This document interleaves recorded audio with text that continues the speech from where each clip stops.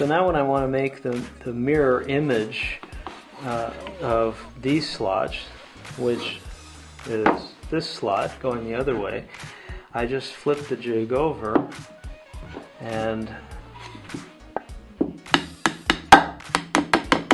push the dowels through.